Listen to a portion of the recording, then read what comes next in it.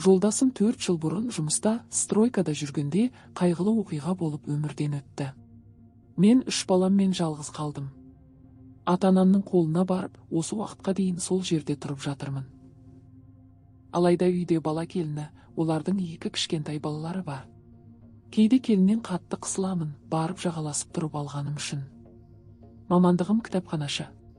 Ауылда бос жұмыс орны жоқ, қалағанда санда барып қалым жасап, подработка жасап келемін. Ол ақшаға үйге хозтовар, уақыт үйге келемін. Кеше бізге қонаққа көрші ауылда тұратын Сұлуша апам мен жездем келді. Сұлуша апа анамның туған сіңілісі. Әңгіме барысында мен жұмыссыз қиналып жүргенімді айттым. Жездем өз ауылында беделді азамат. Шағын дәріханалары бар, малдары бар, жағдайлары жаман емес. Жездем біздің ауылға жүр, біздің үйге жүр, жұмысқа орналастырамын деп ұсыныс білдірді. Апам да жезденің сөзін қостап мені шақырды. Үйдегілер балдарды тастап барып орналасып көруімді құптады. Арада бір жұма өткен соң мен керек киім-кешегім мен документтерімді алып апам мен жездемнің үйіне бардым. Барған күні ет асып қонақ болып, әңгіме дүкен құрып, карта ойнап, күліп ойнап жай жаттық. Келесі күні жездем машинамен кітапхананың кадр бөліміне апарды. Орын бар екен. Мені жұмысқа қабылдап, дүйсенбіден бастап өз орныма келіп жұмысқа кірісуіме болатынын айтты. Жездем 57 жастағы азамат. Бойын, денсаулығын күтіп қалған, сері еркек. Жолдасым бар кезде де менімен жиі ойнап, маған жылтың-жылтың қарайтын еді. Қазір қолына келіп отырмын, жұмысқа орналастырып жатыр. Оған қоса жесірмін, енді тіптен менен көзін алмай жүр. Машинамен үйге кетіп бара жатқанда былай сөз қозғады. Найра, кездесіп жүрген адамың бар ма? Жас томпиған келіншексің, жалғыз жүру жараспайды саған. Деп машинада отырған менің тіземнен түртті. Мен үндемедім. Сол күні кешкісін күндегідей асымызды ішіп, моншамызға түсіп, әркім өз бөлмемізге кеттік. Мен шамалы уақыт ноутбукте отырып, өз шаруаларымды жасадым. Түнгі 2-лерде дәретханаға барып, үйге қайтып келе жатқанымда, жездем алдымнан шығып сыртта мені тоқтатты. Мен үрейленіп, үйге кіруге ұмтылған едім. Ақбалығым келші маған деп кең жауырынымен өзіне тартып, үйдің қараңғы жанына қарай мені жарға тіреді. Мен тыпырши алмай қалдым. Үйде апам ұйықтап қалған еді. Шығып қалып масқара болам ба деп жаман қорықтым. Жезде қойсаңызшы деп итерген едім, әлім жетпеді. Төмендегі айғыры әбден қатайған екен. Маған тіреп құлағымның тұсына ырсылдап демалды. Қандай тәп-тәттісің, осы жерде саған тәтті сезім бергім келіп тұр деп омырауымдағы алмамның қарасын сүйіп алды. Қой деймін, қазір айқайлаймын деп қатты сөйлеп шулап едім, жібере салды. Аппақ балығым, ана 2 алмаңда, төмендегі ақ гүліңде менікі болады, бір күні өзің ақ бересің. Деп сеніммен сөйлеп ашуланып үйге кіріп кетті. Мен дірілдеп қобалжып бөлмеме келіп, ноутбугымды өшіріп ұйықтап қалдым. Таңертең тұрсам, астым дымқылданып ояндым. Жолдасымнан айырылғалы деген ерді көрмеген, сыртынан айғыры тиіп, алмамды сүйгенге аздап жібіген болып тұрмын ғой. Апам мен жездем қалаға кетті. Демалыс күндері үйде жалғыз өзім болдым. Осылайша 1 ай өтті. Жаңа жұмысыма үйрендім. Кейде өзім барып келем, кейде жездем келеді.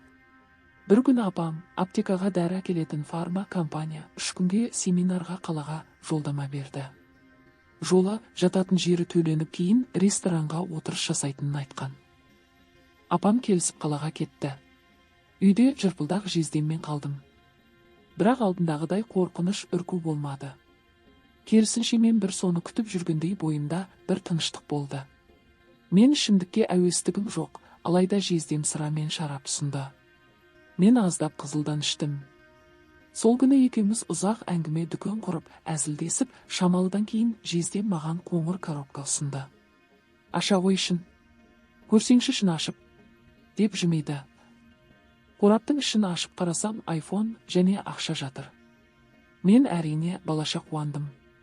Бірақ бұл жасап отырғанымыз қате әрі, кінә екенін іштей мойындап сезіндім.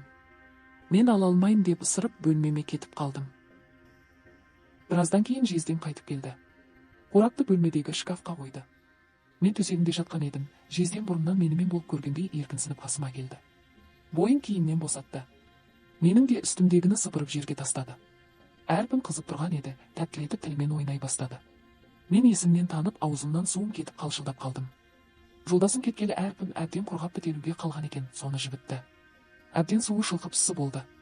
Жездем үлкен кісі болса да, оттай тулап тұр екен. Мен шыдай алмай әрпіме айғырын демеп, ұшын жақындаттым. Ол байқады менің дайын екенімді. Сол кезде оттай тулаған сезімге еріп бердік.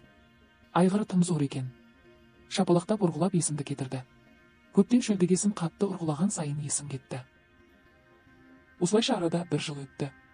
Апам үйде болған кезде мен жақындатпай, сылтауратып қашқақтап жүремін. Сыртқада жалғыз шықпай, ертерек барып аламын. Себебі жезде артымнан шығады. 10 күн болмасақ сағынып, ынтазар болып іздейтін болдық бір-бірімізді. Мен тіпті оны қызғанатында болдым. Бір күні өз ауылымнан кітапханада орын босат деген хабар алып, үйіме қайтатын болдым.